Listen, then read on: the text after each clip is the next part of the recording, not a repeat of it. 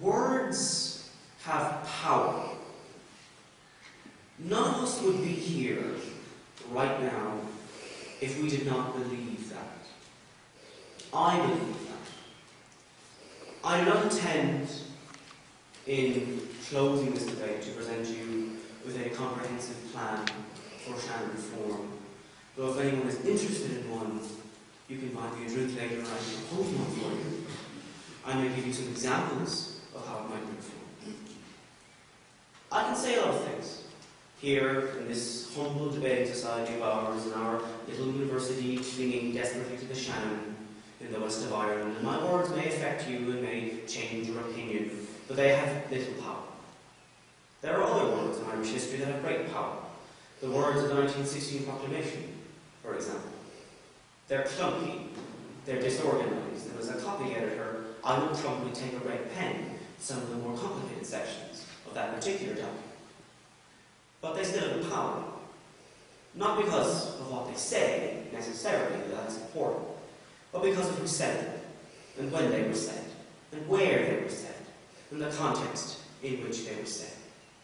The Shannon isn't perfect. It's never going to be perfect.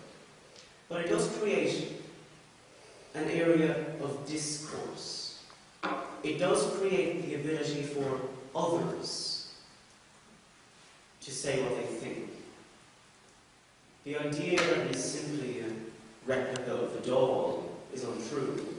The idea that it could only ever be either an elitist institution or a replica of the doll is also untrue. There is always option C. What's the problem? Is the Seanad harmful to democracy? Is it? It may be undemocratic. It's certainly not anti-democratic. The anti-democratic would mean that it openly assaults the fact that democracy exists. I think the partisan, ineffectual two-party system, where the two main parties have no difference apart from the colour of their shirts, is more harmful to democracy than having an area where people who might have particular interest or particular knowledge on particular subjects, even if, God forbid, they should be university educated and therefore might have more knowledge about a particular subject, should be allowed to speak. So we reject the idea that it's anti-democratic. More will be allowed to vote in general elections? Probably. Yes, that would be a good thing. I'd like to vote in general elections.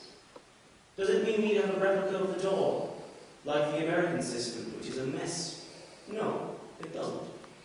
What could we do? We could have seats for travellers who are dramatically underrepresented in our political system.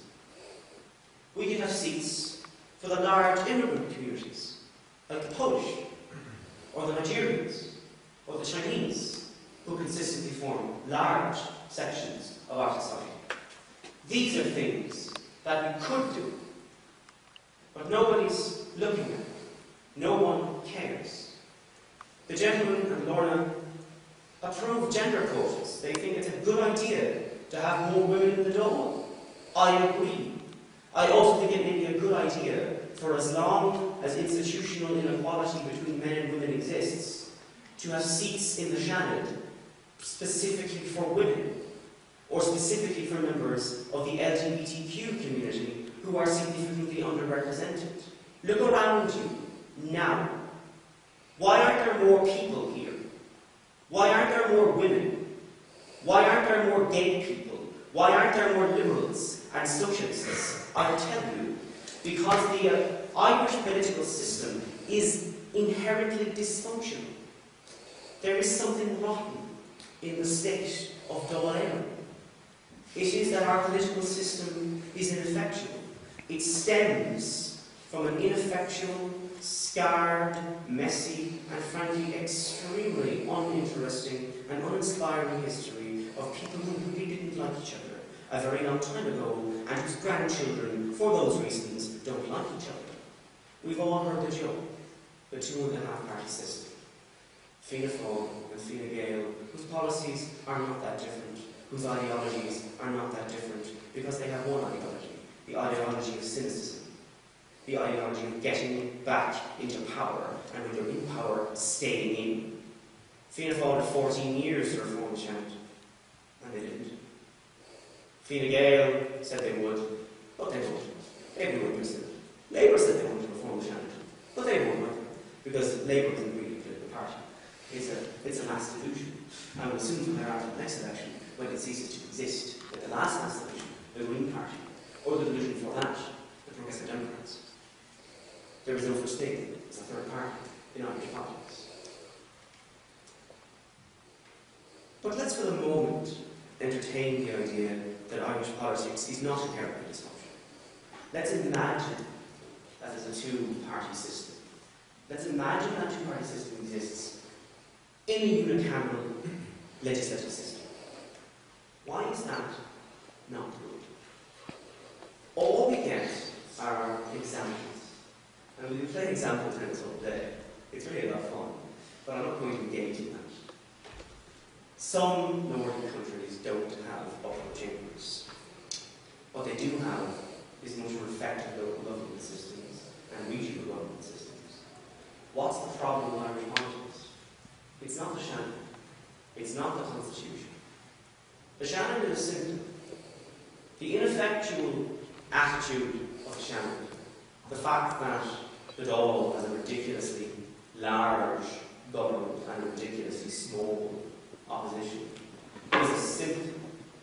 It is not the cause of Ireland's political problems.